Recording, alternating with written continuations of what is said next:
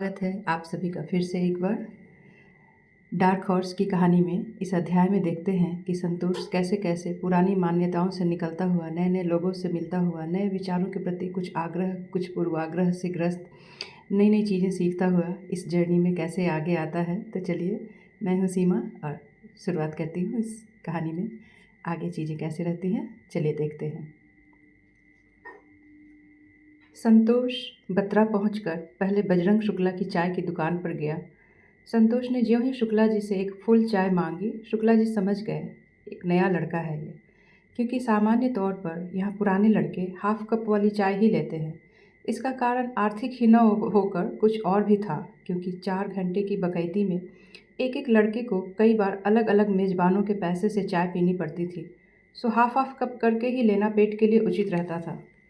शुक्ला जी ने बतराखोरी के peak time में संतोष को अकेला देख खौलती चाय में चम्मच घुमाते हुए उसकी तन्हाई तोड़ते हुए कहा, नए आए हैं क्या तैयारी करने सर?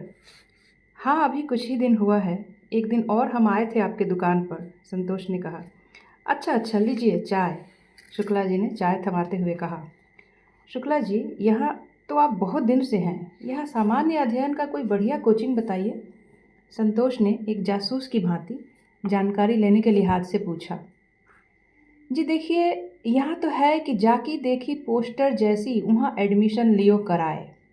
अरे यहाँ रोज़ नया नया सेंटर खुल रहा है, सब अच्छा ही है, पढ़ाने वाला कोनो बाहरी थोड़े है।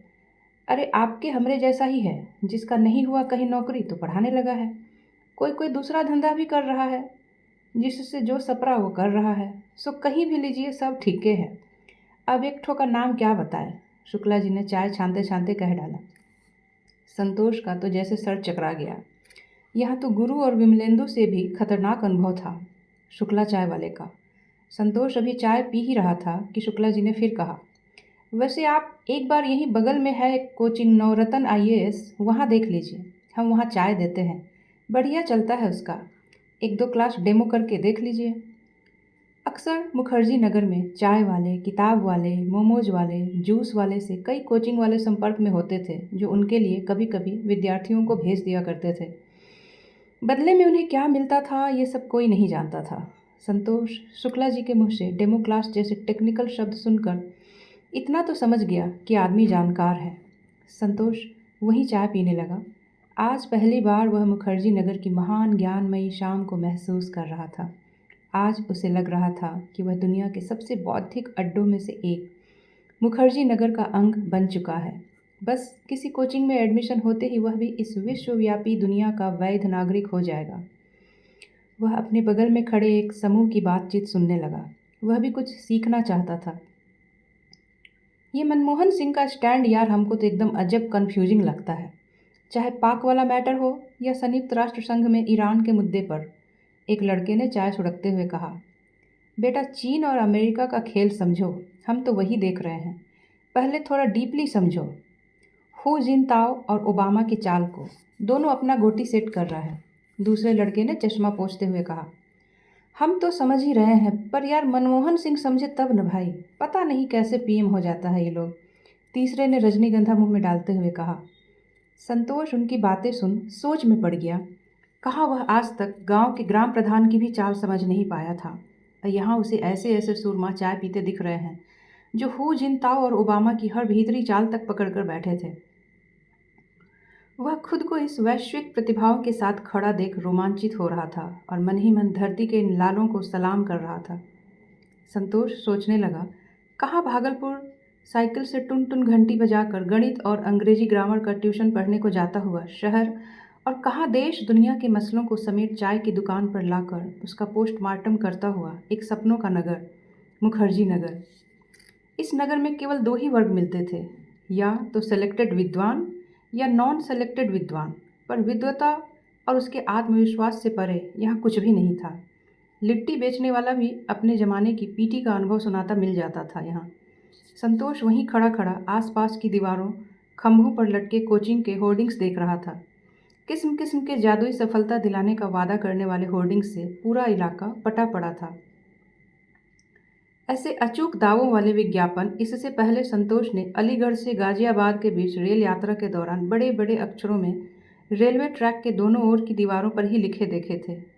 बत्रा के इन विज्ञापनों में आईएएस बनाने का दावा गाजियाबाद और अलीगढ़ के वैद्यों से भी ज़्यादा गारंटी वाला था। कुछ ने लिखा था, सफलता की गारंटी, 3 बार फेल 1 बार आजमाएं। एक का विज्ञापन था, 100% सफलता पाएं वरना पैसे वापस। एक संस्थान का दावा था, हमसे सस्ता कोई नहीं, जरूर पढ़ें, आईएएस बने। संतोष सोच में पड़ गया कि आखिर किसकी दवा खाए और कहाँ ऑपरेशन कराए। संतोष 10 कदम चलकर एक होर्डिंग के नीचे रुककर राय साहब का इंतजार करने लगा। उस होर्डिंग का विज्ञापन था, सबसे निराश आइए हमारे पास, सब बार फेल अब की बार पास, गारंटी आईएएस एक बार बनकर देखें। यह तो बात थी कोचिंग के विज्ञापनों की। दुनिया में एक साथ एक ही जगह पर सबसे ज़्यादा वैरायटी के मानव मुखर्जी नगर में ही मिल सकते थे। कोई इतिहास का जानकार तो कोई विश्व कूटनीति का खिलाड़ी, कोई अर्थशास्त्र का ज्ञाता तो कोई अरस्तु के जैसा चिंतक। ये सब आपको एक ही कैंपस में टहलते मिल जाते। यहाँ संसार के सबसे आशावादी लोग पाए जाते थे। बार बार असफल होने के बाद भी एक दूसरे का अगले एग्ज़ाम के लिए हौसला बढ़ाते हुए यहाँ टिके रहना अपने आप में अद्भुत था। लगे रहिए, हो जाएगा, यह यहाँ का सबसे लोकप्रिय नारा था। छोटे छोटे कस्बों गांव से आए छात्र अपने मिजाज में पूर्णतः वैश्विक थे। यहाँ पान की दुकान पर सिगरेट का धुआं उड़ाकर लड़के उससे विश्व का मानचित्र बना देते थे। अमेरिका में ओबामा के राष्ट्रपति बनने पर यहाँ अपने पिता को बधाई देने वाले लोग केवल मुखर्जी नगर में ही पाए जा सकते थे। जैसे स्पेन में संवैधानिक सरकार बनने पर उसकी खुशी का भोज यहाँ कलकत्ता में राजा राम मोहन राय ने दिया था। भारत में किसी भी परीक्षा के लिए इतना आकर्षण नहीं था और न ही इसकी तैयारी के लिए मुखर्जी नगर जैसा चुंबकत्व। Doctor, engineer, chartered accountant, bank अधिकारी, वैज्ञानिक से लेकर इतिहास, राजनीति शास्त्र में शुद्ध स्नातक सब के सब अटे पड़े थे यहाँ आईएएस की तैयारी के लिए। संतोष इसी आबो हवा का झोंका ले रहा था कि राय साहब ने पीछे से पीठ पर हाथ धरा। क्या देख रहे हैं, कुछ समझ में आया कि नहीं यहाँ का माहौल? राय साहब ने मुस्किया कर कहा। हाँ, वही देख और समझ रहे थे खड़े खड़े जरा। संतोष ने भी मुस्कुराते हुए कहा, चलिए अब आपके लिए कोचिंग चलते हैं, अभी शाम का समय है, खाली ही होगा ऑफिस, आराम से बतिया लेंगे। कहकर राय साहब संतोष के साथ बत्रा सिनेमा के पीछे वाली गली की ओर निकले। कुछ दूर चलकर वे दोनों एक इमारत में दूसरी मंजिल पर लोक सेवक मेकर नाम की कोचिंग के ऑफिस में पहुंच गए। रिसेप्शन पर एक पतली दुबली सी बड़ी आंखों वाली, चेहरे पर निराभाव मुस्कान लिए दिखने में पढ़ी लिखी युवती बैठी हुई थी। राय साहब ने उसे देखते ही नमस्कार कहा। बदले में उसने एक मोहक मुस्कान के साथ हाय कहकर बैठने का इशारा किया। उसकी मुस्कान की गर्माहट से संतोष को लगा कि राय साहब पहले से परिचित हैं। तभी उसने संतोष की तरफ देखते हुए भी लगभग उतनी ही उष्मा वाली मुस्कान बिखेरी। मैडम, ये मेरे मित्र हैं, इनको एडमिशन लेना था, बैच कब से है और ज़रा बताते फैकल्टी के बारे में? राय साहब ने लगातार चेहरे पर जीवंतता बनाए हुए कहा। Okay, first you are most welcome. बिल्कुल, हमारा बैच बस 2 दिन बाद से स्टार्ट होगा। फॉर योर इन्फॉर्मेशन कि आप आज ही एडमिशन लेते हैं तो 2000 की छूट भी है। हमारी फैकल्टी कि बत्रा में सबसे बेस्ट है। बट आप सब्जेक्ट क्या चूज़ कर रहे हैं? जी, हम एक तो इतिहास सोचे हैं, दूसरा सब्जेक्ट को लेकर एकदम कंफ्यूज हैं। बहुत लोग से डिस्कशन किए पर समझ में नहीं आ रहा है, संतोष ने एकदम कोमल स्वर में कहा। इफ़ यू डोंट माइंड तो मैं कुछ सजेस्ट करूं? लड़की ने हाथ को लगभग पीसी सरकार की तरह घुमाते हुए कहा। हैं जी, बिल्कुल, माइंड का क्या बात है, एकदम कहिए ना मैडम, प्लीज़। राय साहब ने कुर्सी 2 इंच आगे खींचते हुए कहा। वे लगभग कुर्सी लेकर टेबल पर चढ़ चुकने जैसी स्थिति में थे। राय साहब इतने जोश में थे कि अगर लड़की और उनके बीच मेज न होती तो दृश्य कुछ भी हो सकता था, संतोष के होने के बावजूद भी। मैं सबको सजेस्ट नहीं करती, बट आपको पर्सनली बता रही हूँ कि आप हिस्ट्री में तो बिल्कुल लो ही मत। एक तो सिलेबस बड़ा है और काफ़ी ना अजीब सा सब्जेक्ट है। मुझे ना हमेशा से इसमें कम नंबर आए। मैं स्कूल में थी तब भी। बिल्कुल ओपनली आपसे पर्सनली टॉक कर रही हूँ, बट आपकी चॉइस है, मैं तो हिस्ट्री ना बोलूँगी। लड़की ने अपने होठों को 60-65 डिग्री टेढ़ा सीधा करके कहा। एकदम ठीक बात है, सिलेबस तो सच में बड़ा है। और बताइए कि आप जैसे स्टूडेंट रह चुकी लड़की को कम नंबर आया स्कूल में, मतलब है दिक्कत तो होगी हिस्ट्री में। राय साहब ने गर्दन जिराफ की तरह हिलाते हुए कहा। उसकी अदाओं की धुंध में वे भूल गए थे कि उनका खुद का एक विषय इतिहास था। सो मैं तो कहूँगी कि आप पब्लिक एड और सोशियोलॉजी का कॉम्बिनेशन ले लो। छोटा सिलेबस है, ओनली 3 मंथ में कोर्स कंप्लीट हो जाएगा। आपके पास सब्जेक्ट को रिवीजन करने का भी पूरा टाइम मिल जाएगा। और ये पब्लिक एड तो आपको अभी से लेकर रिटायरमेंट तक काम आएगा। आपकी आईएएस की ट्रेनिंग के दौरान भी बड़ा कंफर्ट फील होगा। हाँ, आप ठीक बोल रही हैं। और वैसे भी हमें सिलेक्शन चाहिए, विषय कोई भी हो। संतोष ने आंख मूंद कर सहमत होते हुए कहा। तो ओके, फर्स्ट आप ये फॉर्म फिल कर दो, देन फी जमा कर देना, और कोई क्वेरी हो तो कहिए। लड़की ने रजिस्टर निकालते हुए कहा। अच्छा, आपका नाम क्या है? राय साहब ने चहकते हुए पूछा। मनमोहिनी वर्मा। लड़की ने फिर उसी ऊष्म मुस्कुराहट के साथ बताया। वाह, कितना सुंदर नाम है, एकदम व्यक्तित्व से मैच करता है। अच्छा, आप कहाँ की हैं? राय साहब ने अपनी जिज्ञासा के पर खोलते हुए पूछा। कानपुर से हूँ मैं, लड़की ने मोबाइल पर हाथ फेरते हुए बताया। क्या कानपुर? बताइए, हम लोग घर जाते हैं तो रास्ते में हर बार पड़ता है, राय साहब ने उछलते हुए कहा। आप कभी दी थी कि नहीं मैडम यूपीएससी? संतोष ने अपना मौलिक सवाल दागा। या 3 टाइम्स दिया, 2 टाइम्स मेंस लिखा, बट मुझे लगा कि this is not my field. मैं और कुछ करना चाहती थी, सो अब तैयारी छोड़ दी है। चलिए, अब आप हम जैसों को आईएएस बना रही हैं, ये ज़्यादा बड़ा काम है, संतोष ने हंसते हुए कहा। ओ, इट्स माय प्लेजर कि आप लोग जल्दी सेलेक्ट हो जाइए। अपने पेरेंट्स का और हमारे कोचिंग लोक सेवक मेकर का नाम रोशन करिए। मैं स्पेशली आप दोनों के लिए विश करूँगी। मनमोहिनी ने अपनी अदा की जोरदार गदा चलाते हुए कहा। मनमोहिनी की विश उन दोनों को मिली आज तक की सबसे गर्म दुआ थी। दोनों आत्मविश्वास से भर उठे। वैसे आप मुझे पहचान नहीं पाई क्या मैडम? मैं तो वही देख रहा था इतनी देर से। मेरा नाम कृपा शंकर राय है। जब आप सूरदास कोचिंग सेंटर में थी ना, तब मैं वहाँ हिंदी साहित्य पढ़ रहा था। राय साहब ने अपना स्पेशल आत्मिक संबंध होने का दावा पेश करते हुए कहा। ओह यस, आई रिमेंबर, आप तो हमेशा आते जाते भी थे, रिसेप्शन पर भी। हाँ हाँ, ठीक कहा, आप तो राय साहब हो ना? मनमोहिनी ने कुर्सी को पीछे की ओर धकेलते हुए कहा। हाँ, अब आप पहचान गई। अजी, हमको तो जैसे पता चला कि आप अब इस कोचिंग में आ गई हैं, हम सोचे क्यों ना यहीं कराया जाए अपने मित्र का एडमिशन। आलतू फालतू जगह जाने का कोई मतलब है नहीं। यहाँ कम से कम आप गाइड तो करती रहेंगी। राय साहब एकदम स्फूर्ति भरे अंदाज में बोले। ओके, तो फिर मैं लोक प्रशासन और सोशियोलॉजी में कर दूँ ना एडमिट? ये फाइनल है ना? और कुछ देखना तो नहीं है? मनमोहिनी ने अपनी तरफ से अंतिम सवाल किया।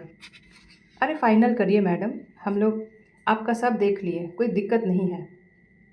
राय साहब ने संतोष की तरफ से आंखों का इशारा पाते हुए कहा। संतोष तो जैसे उसकी हर बात पर बस हाँ हाँ बोलने के लिए ही बैठा था। संतोष पैसे लेकर ही गया था, तुरंत फॉर्म भर फीस की रकम जमा कर दी। इतने दिनों से विषय के चयन को लेकर संतोष जितने लोगों से सुझाव लेने के बाद भी अनिर्णय की स्थिति में था, उसे मनमोहिनी की मोहक मुस्कान ने न केवल 15 मिनट में हल कर दिया था। इंटरव्यू दिए गुरु और विमलेंदु या अपने मेंस लिखे संबंधी के सुझाव से परे संतोष ने रिसेप्शन पर बैठी 12वीं पास मनमोहिनी के सुझाव पर लोक प्रशासन और समाज शास्त्र का चयन कर लिया था, वह भी बिना शिक्षक का नाम पूछे। दोनों ने मिलकर सारी जानकारी टीचर की जगह मनमोहिनी के ही बारे में ली और एडमिशन फाइनल कर लिया। हालांकि अभी वे अपने निर्णय का इतना सूक्ष्म विश्लेषण करने की स्थिति में नहीं थे, क्योंकि अभी उन पर मनमोहिनी की मोहक मुस्कान का जादू कायम था। एडमिशन के बाद दोनों वहीं बगल में मोमोज पॉइंट में कुछ खाने पहुँचे। यह एडमिशन की खुशी में लगभग एक मिनी पार्टी थी। मुझे तो ये लड़की काफ़ी समझदार और इस फील्ड की अनुभवी लगी राय साहब। मैंने इसीलिए इसके बताए विषय ही रख लिए। ये कितना क्लियर और सुलझा हुआ सुझाव दे रही थी, देखे। एक वो गुरु और विमलेंदु या हमारे रिलेशन वाले जो हैं एकदम कंफ्यूज किए हुए थे। वो भला हुआ जो मनमोहिनी के पास ले आया। संतोष ने एडमिशन के बाद बड़े संतोष के साथ कहा। अरे संतोष भाई, बहुत जेन्युइन लड़की है, हम तो इसको बहुत साल से जानते हैं। एक बात बताएं आपको, हमारा भी जो हिंदी में एडमिशन हुआ था ना, वो इसी के सजेशन पर लिए थे। नहीं तो हम तो भूगोल से पीजी थे महाराज। लेकिन यही समझाई तो आंख खुला और हिंदी ले लिए। तभी सूरदास कोचिंग सेंटर में काम करती थी। देखे नहीं, बदवा में पहचान गई ना जब नाम बोले तो। राय साहब ने फुदकते हुए अपने विषय चयन के किस्से का रहस्योद्घाटन करते हुए कहा। संतोष यह जानकर आश्चर्यचकित था कि राय साहब जैसे मंझे हुए प्रतियोगी ने भी मनमोहिनी की सलाह पर विषय चुना था। उसे अब अपने निर्णय पर अब और ज़्यादा खुशी हो रही थी। अब संतोष एक संपूर्ण सिविल प्रतियोगी छात्र बन चुका था। वह अब पूरे मनोयोग से जुट जाना चाहता था तैयारी में। कमरा, किताब, कोचिंग और कोचिंग जाने का एक खूबसूरत बहाना अब उसके पास सब था। अरे कल से कहाँ है मनोहर लाल जी? फ़ोन वो नहीं लग रहा था आपका। अजी संतोष जी का एडमिशन करवा दिए हैं, बधाई दे दीजिए और पार्टी का तय कर लीजिए, राय साहब ने इस जोश के साथ बताया जैसे भारत को यूएन सुरक्षा परिषद में स्थायी सदस्यता दिलाकर आ रहे हों। अरे हम तो अभी यहाँ साला लाल किला में है महाराज, चचा को घुमाने लाए हैं, एम्स में किडनी दिखाए हैं और अब अपने पूरा दिल्ली देखेंगे। साला बताइए इस 100वां बार आ गए हम लाल किला। अभी हुमायूं के कब्र पर जाना है और गांधी जी के भी, फिर कहें कि कुतुब मीनार और इंडिया गेट दिखाओ। साला हम तो गांव के लोग को दिल्ली पर्यटन कराने में ही आधा साल गंवा देते हैं। एकदम पूरा दिल्ली का जनरल नॉलेज पढ़ के आए हैं, एक्को वो चीज़ नहीं छोड़ रहे हैं। ऐसा लगता है जैसे कंबोडिया का सुल्तान आया है भारत भ्रमण पर। ऊपर से इनका प्रश्न तो आप जानबे करते हैं, एकदम पढ़ाई विकल्प से छूटा हुआ है राय साहब। अभी चचा जाएं तबे तक कुछ काम का बात हो। अच्छा सुनिए ना, वो पार्टी 2 दिन बाद का रख लीजिए ना, चचवा का परसों ट्रेन है, धरा देते हैं तब कपार फ्री होगा, थोड़ा हेडेक हो गया है साला। मनोहर ने एक सांस में अपनी पूरी वेदना कह डाली। दिल्ली रहने वाले छात्र अपने गांव इलाके के लोगों के लिए एक गाइड की तरह थे। दिल्ली आए परिचितों को दिल्ली परिभ्रमण कराना उनके सामाजिक दायित्वों में से एक था। एक ही जगह पर कई बार जाना और हर बार अलग अलग लोगों के साथ नए जोश के साथ जाना निश्चित रूप से बड़ा कष्टकारी था। आपको ऐसा दिखाना होता था कि आप भी उनके साथ पहली बार ही उस स्थान पर आए हैं और आपको भी उनके जैसा ही उत्साह और रुचि के साथ चीज़ों को देखना होता था, नहीं तो साथ वाला बुरा भी मान सकता था। घूमने फिरने के साथ ऐसे लोग चोर बाजार और पालिका बाजार में खरीदारी का भी अटल कार्यक्रम लेकर आते थे। ऐसे लोगों के साथ पीछे पीछे दुकान दर दुकान घूमना जीवन के सबसे खराब क्षणों में से एक होता था किसी भी नए छात्र के लिए। चोर बाजार और पालिका बाजार दिल्ली से बाहर के बिहार यूपी के लोगों के लिए सबसे लोकप्रिय और जाना पहचाना बाजार था। राय साहब से बात कर मनोहर वापस लाल किला के मुख्य गेट पर खड़े अपने चाचा के पास पहुंचा। का हुआ, बहुत जल्दी में तो नहीं हो? किसका फ़ोन था? चाचा ने लाल किले में प्रवेश में हो रही देरी पर खींचते हुए कहा। नहीं कोई बात नहीं है, उस सर का फ़ोन था कि इतना इम्पोर्टेंट टॉपिक चल रहा है और हम क्लास नहीं जा रहे हैं, तो हम बोल दिए कि सर कल भर छुट्टी दे दीजिए, हमारे चाचा आए हैं, हॉस्पिटल में हों। मनोहर ने मन ही मन कुढ़ते हुए कहा। ठीक है तब अब चलोगे भीतरवा? चाचा ने भीतर बढ़ते हुए कहा। 2 मिनट कतार में चलते हुए दोनों लाल किले के अंदर पहुंच गए। भाई बहुत पुराना है यार ये तो, चाचा ने किले के चारों ओर एक नज़र घुमाते हुए कहा। सुनते ही मनोहर ने मन ही मन चिढ़ते हुए कहा, हाँ चाचा आप तनी देर से आए, जिस साल हम आए थे शुरू शुरू में तब एकदम नया था। मनोहर ने चाचा की लगभग लेते हुए कहा। कितना साल पहले बे, कोनो आजे का बना है का? अच्छा छोड़ो, देखो ये यहीं से झंडवा फहराते हैं ना मनमोहन सिंह, चाचा ने उंगली से इशारा करते हुए कहा। हाँ नेहरू जी भी यहीं से फहराए थे, मनोहर ने मुंह बिचका कर कहा। चाचा लाल किले का एक एक कोना घूम घूम कर ऐसे देख रहे थे जैसे इसे खरीदने का बयाना करने आए हों। दीवारों को छू कर देख रहे थे, खंभों को उंगली से खोद कर लाल बलुआ पत्थर की क्वालिटी देख रहे थे। चूंकि उनका भी मोतिहारी में छड़ सीमेंट का धंधा था, सो ये पुराने ज़माने की प्लास्टर की भी विशेषता देखना चाह रहे थे। थोड़ी देर घूमने के बाद वो ठीक मुख्य बरामदे के पास, जहाँ कभी मुग़ल बादशाह का तख्ते ताउस रखा जाता था, वहाँ बैठ गए और ऊपरी जेब से खैनी की डिब्बी निकाली। चलो ज़रा यहाँ खैनी खा लें, यादें रहेगा कि लाल किला में बैठ के खैनी खाए थे कबो, चाचा ने चौंकते हुए कहा। चाचा गार्ड देख लेगा तो मना करेगा, जहाँ तहाँ थूकिएगा तो जुर्माना लग जाएगा, बाहर खाइएगा, चलिए ना, मनोहर ने टोकते हुए कहा। बेटा जब हम 7वीं में थे तब से खाते हैं, बाप तो मने नहीं कर सका, अब गार्ड करेगा हो। अरे कोई नहीं देखेगा, खाने दो, कहीं नहीं थूकेंगे, चाचा ने निश्चिंत करते हुए कहा। फिर दोनों जांघों के बीच हाथ को घुसेर इतनी सफाई के साथ खैनी बनाया और खा लिया कि एक झलक में तो मनोहर को भी पता नहीं चला। अक्सर ऐसे धुरंधर खैनीबाज इस तरह का हुनर खास तौर पर रखते हैं, क्योंकि माँ बाप चाचा मामा से नज़र बचाकर रोज़ खैनी खाने का अभ्यास उनको बचपन से होता है। उसमें भी मनोहर के चाचा तो 7वीं कक्षा से ही खैनी खाते थे, उनका एक लंबा अनुभव था। उन्होंने अभ्यास से ही घंटों खैनी को बिना थूके होंठ में जमा कर दबाए रखने की क्षमता भी विकसित कर ली थी। ये सारी क्षमताएं ऐसे स्मारकों, मंदिरों या समाधियों में घूमने फिरने के दौरान खूब काम आती थीं, जैसे आज आई थीं। मनोहर का इस तरह खैनी खाने से रोकना चाचा को थोड़ा सा खटक गया था। उनसे रहा नहीं गया, सो उन्होंने खैनी की डिब्बी को जेब में डालते हुए कहा, बेटा, खैनी रटाने, बनाने और खिलाने के बहाने ही तो रिश्ते बनते हैं। भला तुम्हारे शहर के आइसक्रीम में है ये क्षमता? चचा ने अनजाने में ही एक दार्शनिक वाले अंदाज में गजब की बात कह डाली थी। वास्तव में खैनी में लोगों को जोड़ने की अद्भुत क्षमता होती है। एक अनजान व्यक्ति भी किसी अजनबी से बेहिचक खैनी मांग सकता था और दूसरा बड़े आत्मीयता से रगड़ रगड़ कर उसे खिलाता था। इस दौरान दो अजनबियों के बीच हुई बातचीत से वे अजनबी नहीं रह जाते थे। गाँव में तो खैनी और गांजा को, चौपालों को जोड़े रखने वाला फेविकोल ही जानिए। चाचा ने फिर उचक कर कहा, सुनो मनोहर, एक बात कि हम कहीं खैनी खा के थूकेंगे नहीं, लेकिन अगर गलती से मानो थूक भी दिए तो 200 रुपये का जुर्माना देकर ही न जाएंगे। किसी के बाप का कुछ लेकर तो नहीं न जाएंगे। खैनी की थूक पर रुपया न्यौछावर करने का साहस कोई बिहारी ही कर सकता था। हो गया चाचा, अब छोड़िए भी, आप तो खैनी पुराण चालू कर दिए, मनोहर ने कहा। लगभग 2 घंटे तक लाल किले में बिताने के बाद अब उनका अगला पर्यटन स्थल था राजघाट। राजघाट का खुला वातावरण चाचा को बड़ा अच्छा लगा। अंदर गांधी जी की समाधि पर पहुंचकर चाचा उसे बड़े ध्यान से देखने लगे। इधर उधर देखा और मौका देख समाधि को छूकर प्रणाम किया। मोतिहारी से आए आदमी का गांधी से एक विशेष लगाव बन जाना लाजमी था। आखिर पहला सत्याग्रह चंपारण में ही तो किया था गांधी जी ने। चाचा बड़ा देर तक तिनकठिया नील किसान की भांति एकटक समाधि को देखे जा रहे थे, मानो कह रहे हों, फिर चंपारण चलिएगा का बापू? मनोहर मन ही मन सोच रहा था कि अब जल्दी से चलें। चाचा ने तो देख तो ऐसे रहे हैं जैसे समाधि कोड़ के अस्थि कलश मोतिहारी ले जाने का प्लान बना हो। राजघाट से निकलते ही चाचा ने अपने अर्जित इतिहास के ज्ञान का पिटारा खोला। आदमी बहुत फिट थे ये गांधी जी। इतना कुछ किया देश के लिए, बस एक ठो मिस्टेक कर दिया ये आदमी, पाकिस्तान बनवा दिए। यही एको गलती कर दी ये।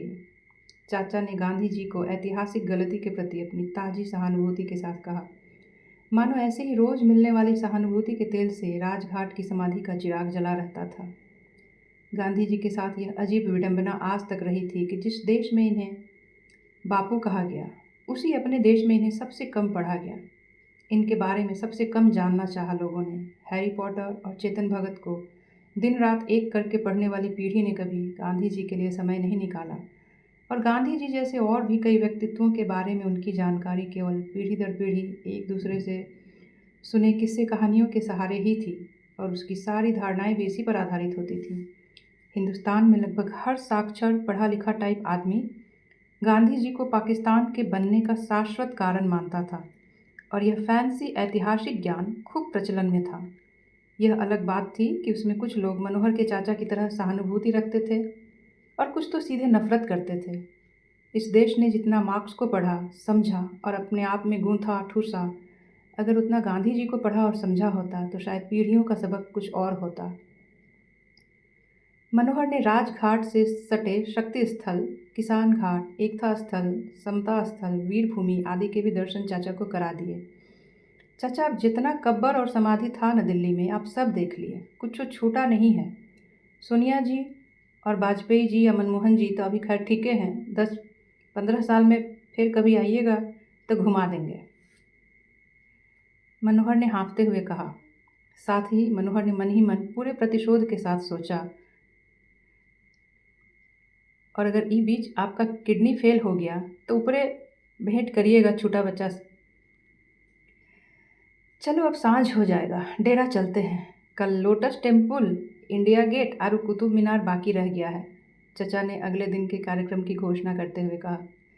चचा, अरे लोटस टेम्पल तो मेट्रो जब बन रहा था तबे टूट गया, अब कहाँ है लोटस टेम्पल? वहाँ से मेट्रो का पुल बनाकर पार कर दिया ना, मनोहर ने कार्यक्रम को छोटा करने की उम्मीद से एक भयंकर झूठ बोला। हाय, टूट गया? इस साला दिल्ली में रास्ता नहीं था क्या पुल बनाने का? अब टेम्पल टूट गया, कोनो बवाल नहीं हुआ? चाचा ने बड़ी हैरत से पूछा। बवाल काहे का? कोनो मंदिर या मस्जिद थोड़े टूटा था। ये टेम्पल फेम्पल में का बवाल होगा इस देश में, मनोहर ने व्यंग्य वाले लहजे में कहा।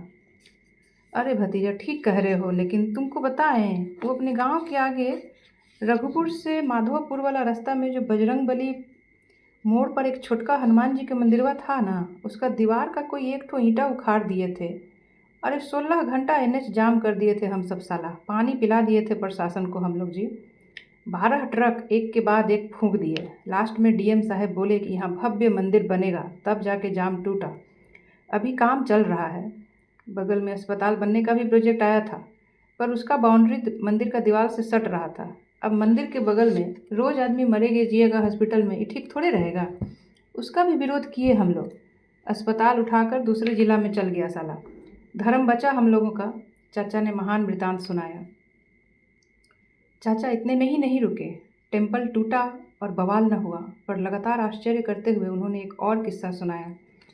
अच्छा और बताएं, वो रहमतगंज गांव में जो ठीक गांव के घुसते ही मस्जिद है, वहां से सटकर गांव में घुसने का पक्की सड़क वाला रास्ता बन रहा था।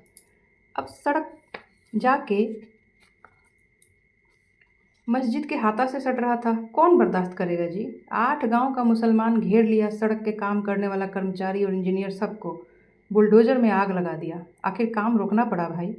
जनता के आगे आपको झुकना होगा। मस्जिद के बगल से सड़क ले जाइएगा तो विरोध तो होबे करेगा। आज तक सड़क नहीं बना गांव घुसने का, काम रुकले है। वही सड़कवा भेलवा गांव में दे दिया पीडब्ल्यूडी विभाग। सबको अपना धर्म प्यारा होता है, वो बचेगा तब ना आगे कुछ और है। अरे मेट्रो चढ़कर नरक जाएगा ये दिल्ली वाला, देखना टेम्पल तोड़ा है ना। हाँ आप ठीक बोल रहे हैं, एक दो ठो मर्डर तो होना ही चाहिए था टेम्पल टूटने पर। क्या करिएगा, दिल्ली में सब मतलबी है, किसी को किसी से कुछ लेना देना है ही नहीं। ऊपर से सब यहाँ अधर्मी टाइप है चाचा। सुन, मनोहर ने चाचा को फुल सपोर्ट करते हुए कहा। साथ ही उसका कपार पीटने का मन कर रहा था। मनोहर को लग रहा था कि बस यह दिन भर भूखे बउआने से जान छूटे। वह तो कुतुब मीनार और इंडिया गेट भी तुड़वा देता, पर सोचा कि इनकी तस्वीर हमेशा टीवी या अखबार में आती रहती है, सो इतना बड़ा झूठ पच नहीं पाएगा, धरा ही जाएगा। मन ही मन वह सोचने लगा कि भला वो अप्पू घर अब ख़त्म हो गया, नहीं तो एक दिन वहाँ भी झूला झूलने और तारामाची चढ़ने में लगा देते चाचा। उस दिन दोनों कमरे पर वापस आ गए। दूसरे दिन निर्धारित कार्यक्रम के अनुसार इंडिया गेट पर जाना हुआ। इंडिया गेट को देखकर चाचा को यह बड़ा रोचक लगा कि ये कैसा गेट है जिसमें आर पार हो ही नहीं सकते। इसको यहाँ बनाने का क्या मतलब था मनोहर, हमको कुछ समझ में नहीं आया। चाचा ने पुनः एक सवाल पूछा। चाचा अब आप आज भर तो दिल्ली में हैं ही, काहे इतना चिंता और रिसर्च कर रहे हैं दिल्ली के बारे में। भाड़ में जाने दीजिए ना, जिसको जो बनाना था जहाँ बनाना था बना दिया। क्या मतलब इससे हम लोग को। अब आइए इसकी तैयारी कर रहे हैं, इसका मतलब थोड़े है कि हमको हर चीज़ के बनाने तोड़ने का सब कारण पूछ के रखे हैं सरकार से। मनोहर पूरी तरह झुंझलाहट से बोला। अरे ये सब जानना चाहिए, क्या पता कुछ पूछ दे इंटरव्यू में। ऐसे कैसे होगा तैयारी बेटा, तुरंत बौखला जाते हो। चाचा ने नपे तुले खींच से कहा। अच्छा आप ये बताइए, वो गांव में पंचायत भवन के सामने सरकार चबूतरा काहे बनवाया था। मनोहर ने पूरे दिन में पहला सवाल पूछा। अरे वो लोग उठते बैठते हैं, ताश उश खेलते हैं, और क्या है, चाचा ने कहा।